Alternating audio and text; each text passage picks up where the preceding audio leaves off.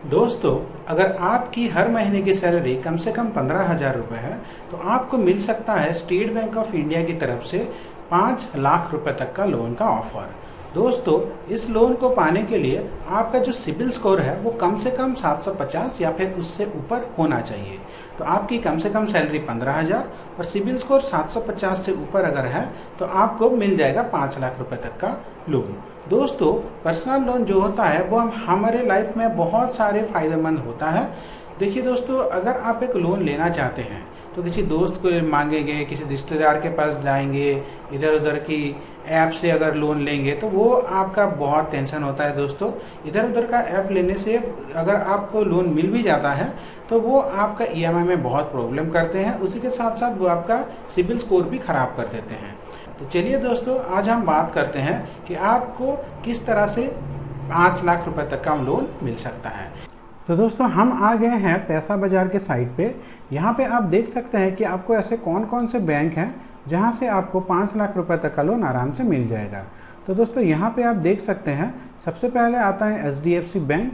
इसका जो interest rate है दोस्तों वो 10.5% से शुरू होता है। फिर आता है SBI जिसका 11 से 15% के बीच में रहता है।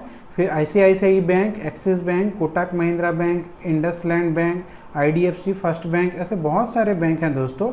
बजाज फिनसर्व, टाटा कैपिटल, यहाँ से आपको 5 लाख रुपए तक का पर्सनल लोन मिल जाएगा। पर इसके कंडीशन है कि आपकी सैलरी 15,000 होनी चाहिए और आपका जो सिबिल स्कोर है दोस्तों वो 750 से ऊपर होने चाहिए। अब देखिए दोस्तों, मान लीजिए आप 5 लाख रुपए का लोन लेते हैं और 1 साल के लिए लेते हैं 11% के हिसाब से, तो ये आपकी आएगी EMI 44,191 रुपीज़। वही अगर टेन्योर 2 साल रखते हैं तो 23,000 आ जाएगा। और इसी तरह से अगर 5 साल के लिए आप लोन लेते हैं तो लगभग 11,000 EMI पे आपको 5 साल रुपये का लोन मिल जाएगा।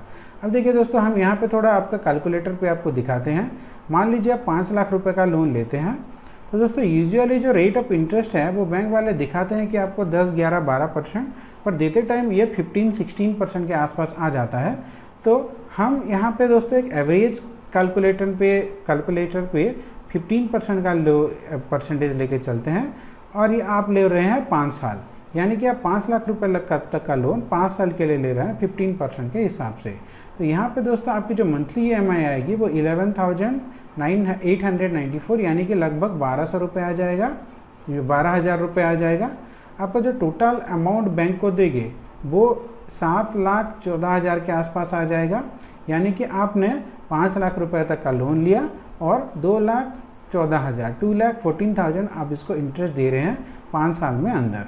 तो दोस्तों, ये हो गया 5 लाख रुपए लोन का टोटल कैलकुलेशन।